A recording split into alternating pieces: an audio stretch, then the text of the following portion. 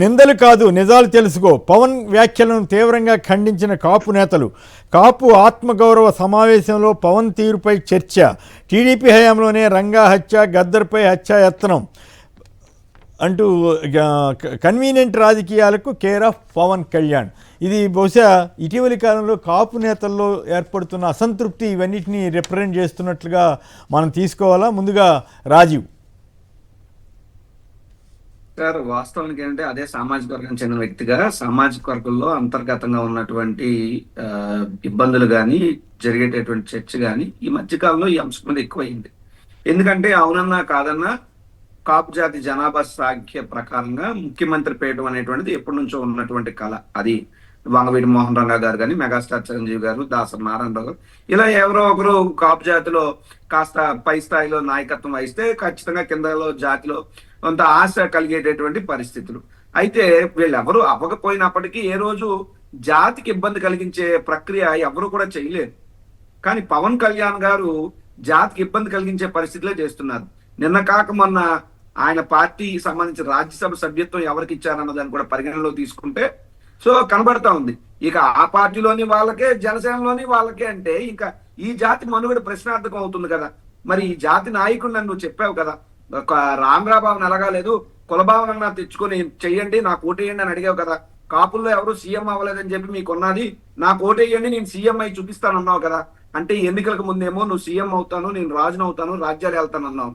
కానీ ఎన్నికలు అయ్యాకనేమో చంద్రబాబు నాయుడు గారు రాజ్యానికి ఈయన రాళ్ళెత్తుతా ఉంటే ఆత్మగౌరవం కలిగినటువంటి వ్యక్తులు ఎవరు కూడా దాన్ని అంగీకరించలేకపోతున్నటువంటి పరిస్థితులు ఉన్నాయి సార్ వాస్తవంగా. రెండో విషయం ఏమిటంటే పవన్ కళ్యాణ్ గారు మొన్న ఇప్పుడు నాకు కాపు లోట్లు వద్దు, ఇదేంటో ఈ రకమైనటువంటి వికృతి మాటలు ఎందుకు మాట్లాడుతున్నారు? మొన్న ఎవరో రఘురామకృష్ణరాజు గారు అలాగే నాకు దళిత లోట్లు వద్దు, లేకపోతే ఇప్పుడేమో పవన్ కళ్యాణ్ గారు ఏమో నాకు కాపు లోట్లు వద్దు. సరే కొంచెం చెప్పించేయండి, మీ కాపు లోట్లు వద్దు అన్న విషయం చంద్రబాబు నాయుడు గారితోనో నారా లోకేష్ గారితోనో ప్రకటించేయండి. కాపులు ఎవరు మాకు ఓట్లు వేయొద్దని చెప్పండి, అయిపోయింది కదా. ఆ మాత్రానికి పోయి ప్రతిరోజు జాతికి సంబంధించి నేను కులం కోసం బయటికి రాలేదు, నేను ఇంకోటి కాదు, నువ్వు వచ్చింది ఆ బేసిస్ మీద. రెండో విషయం ఏంటంటే పవన్ కళ్యాణ్ గారు మాటలన్నీ కూడా చాలా డిఫరెంట్ గా కలుగుతాయి. ఒక రోజు ఎస్ అంటాడు, మరో రోజు నో అంటాడు. ఈ కుట్రలో భాగంగా ఏంటంటే రాజశేఖర్ రెడ్డి గారు, వంగవీటి మోహన్ రంగా గారి హత్యకి కూడా రాజశేఖర్ రెడ్డి గారు హస్తం ఉందన్నటువంటి ఒక అనుమాన ఫెయిలర్ ని ఇదే పవన్ కళ్యాణ్ గారు అనేక పర్యాయాలు వదులుతూ అనేక వేదికల మీద దాన్ని ప్రచారం చేస్తుంటే నిన్న కాక మొన్న వంగవీటి మోహన్ రంగా గారు ప్రాణమిత్రుడు ఒక ఆయన చెప్పాడు, అసలు రంగా గారు తొలిసారి ఎమ్మెల్యేగా కంటెస్ట్ చేసినప్పుడు పిసిసి ప్రెసిడెంట్ గా ఉన్నటువంటిది రాజశేఖర రెడ్డి గారు. రంగా గారు వైఎస్ రాజశేఖర రెడ్డి గారు అత్యంత బలమైనటువంటి మిత్రులు.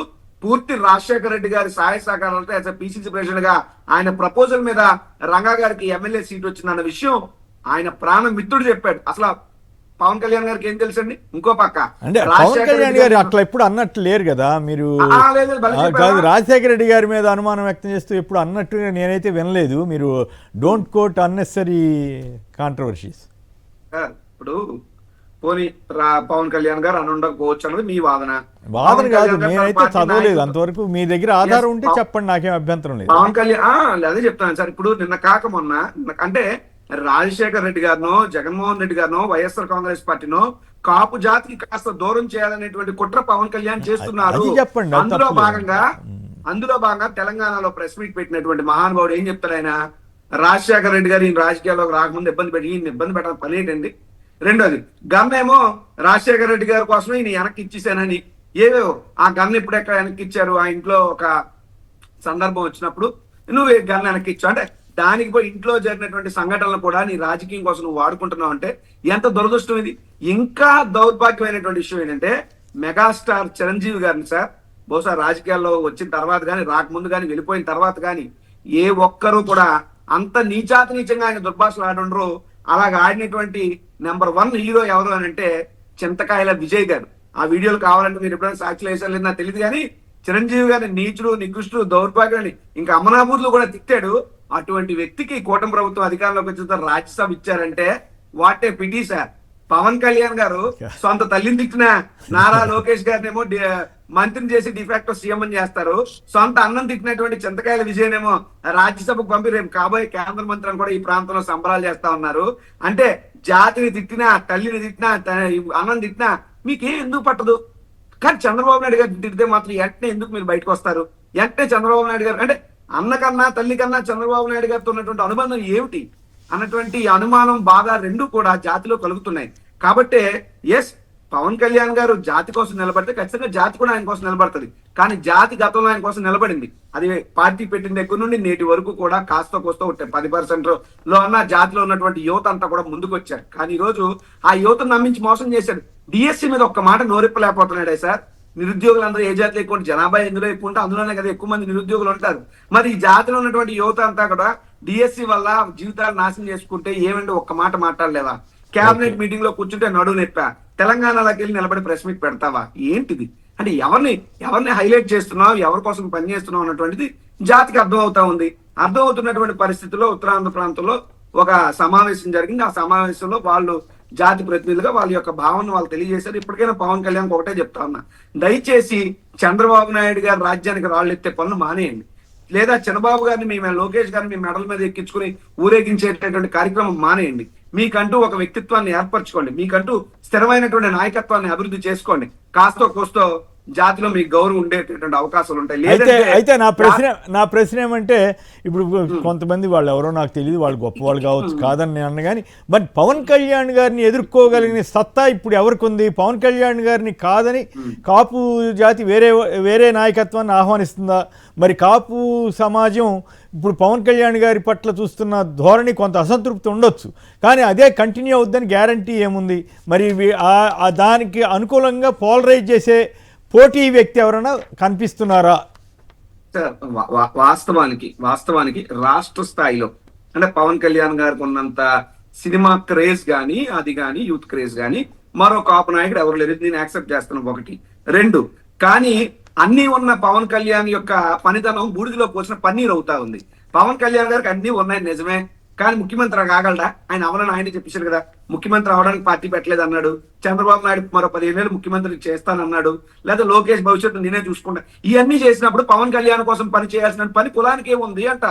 పవన్ కళ్యాణ్ గారి లాగా మంత్రో ఉప ముఖ్యమంత్రో మా పొలంలో కాలేదా అని అడుగుతున్నా. కొట్టి సత్యనారాయణ గారికి మేము ఉప ముఖ్యమంత్రి ఇవ్వలేదా? లేదా అంబటి రాంబాబు గారు మంత్రి అవ్వలేదా? దాడిశెట్టి రాజా గారు మంత్రి అవ్వలేదా? గుడివాడ అమర్నాథ్ గారు మంత్రి అవ్వలేదా? బొత్స సత్యనారాయణ గారు మంత్రి అవ్వలేదా? ఎవరు కాలేదండి మంత్రులు. ఇంకో రకంగా చెప్పుకుంటే పవన్ కళ్యాణ్ గారి కన్నా కూడా జాతిలో క్రేజ్ ఉన్నటువంటి నాయకుడు బొత్స సత్యనారాయణ గారు. ఆయన సీనియర్ నాయకుడిగా ఉంది. ఆయనకు కూడా గౌరవం, మర్యాద, ఉందాతనం ఉంది. అయినప్పటికీ ఏంటంటే ఇక్కడ మా పార్టీ జగన్మోహన్ రెడ్డి గారు మా ముఖ్యమంత్రి అభ్యర్థి. మేము మంత్రుల వరకు, ఉప ముఖ్యమంత్రి వరకు మా పార్టీలో ఉన్నటువంటి కాపులందరినీ కూడా జగన్మోహన్ రెడ్డి గారు ఎదిగించారు కదా. గతంలో చంద్రబాబు నాయుడు గారు ఎప్పుడు కాపులకి ఇవ్వలేనని ఎమ్మెల్యే సీట్లు జగన్మోహన్ రెడ్డి గారు ఇచ్చారు కదా. గతంలో చంద్రబాబు నాయుడు గారు ఎప్పుడు ఇవ్వలేనటువంటి కాపు మంత్రుల్ని జగన్మోహన్ రెడ్డి గారు చేశారు కదా. సో ఖచ్చితంగా కాపు జాతి వరకు ఎవరితో ఉంటుంది ఏంటి అనేటువంటి ఎన్నికలు అప్పుడు తెలుస్తుంది. ఇంకో మాట, పవన్ కళ్యాణ్ గారితోనో జనసేన పార్టీతోనో ఉంటేనే కాపులు, పక్క పార్టీతో ఉంటే కాపులు కాదన్నది ఏం లేదు కదా. ఇప్పుడు నేను కాపు సామాజిక వర్గం అనే నేను వైఎస్ఆర్ కాంగ్రెస్ పార్టీలో ఉన్నాను. రేపు ఇంకో కాపు నాయకుడు వైఎస్ఆర్ కాంగ్రెస్ పార్టీ బీఫార్ ఇచ్చి ఎమ్మెల్యేగా పోటీ చేస్తే ఖచ్చితంగా కాపులు ఎవరికి ఓట్లేదని అప్పుడు నిర్ణయించుకుంటారు. అంటే ఒకటి మాత్రం వాస్తవం, ఎంత పెద్ద నాయకుడు క్రేజ్ ఉన్నా కూడా ఆయన కూడా ఓడిపోయాడు కదా రెండు చోట్ల పోటీ చేసి. కాబట్టి రాజకీయాల్లో ఎప్పుడు ఏమైనా జరగచ్చు. నాతోటే ఉంది, మీరు ఎవరినైనా చూసుకోండి అని సవాల్ కాపు నేతలకే సవాల్ విసిరినప్పుడు సహజంగానే ఎవరు ఆల్టర్నేటివ్ అయితే వాళ్ళకే ఓట్లు వేసేసే అవకాశం కూడా ఉంటుంది. ఇప్పుడు ఉదాహరణ గాజువాక నియోజకవర్గాన్ని ఎందుకు ఎంచుకున్నారండి? పెద్ద నియోజకవర్గం, అందులో ఎక్కువ అత్యధిక శాతం కాపు సామాజిక వర్గం వాళ్ళు. నా కాపులందరూ నాకు ఓట్లు వేస్తారు అనుకున్నాడు ఈయన. కానీ కాపులు ఈయన నమ్మలేదు కదా, ఓడిపోయారు. మరి పిఠాపురం వెళ్ళారు. ఎందుకు? అక్కడ కూడా కాపులు ఎక్కువ. ఈసారి అనుకున్నారు, అరే గతంలో మనం ఓడించుకున్నాం, ఇదేంటిది, ఈసారి గెలిపిద్దామని చెప్పి గెలిపించారు. గెలిపిస్తే ఏం చేశాడు? పిఠాపురంలో గుడ్డోస్ ఉన్నా. కాబట్టి రేపు మళ్ళీ ఇంకో నియోజకవర్గానికి వెళ్తారు, అక్కడ ఉంటారు మనకు తెలియదు. కానీ ఆయన ఎమ్మెల్యే అయితే అవ్వగలరేమో తప్ప ముఖ్యమంత్రి అవ్వలేడని ఆయనే చెప్పాడు. ముఖ్యమంత్రి అవ్వలేనితో జాతి ఉండాల్సిన అవసరం లేదు. ఎందుకంటే మా జాతి ఎందుకు లక్ష్యం అది. కాబట్టి ఆ స్థాయి నాయకత్వం లేనప్పుడు ఎవరితోనైనా ఎమ్మెల్యేగా పోటీ చేసిన ప్రతి కాపు అభ్యర్థికి కూడా కాపు జాతి స్థానికంగా అండగా ఉండాలని చెప్పి నిన్నటి మీటింగ్ తోనే మాకు అర్థమైంది. ఊరికే వన్ సైడ్ గా జనసేనతో ఉండే పరిస్థితి లేదు.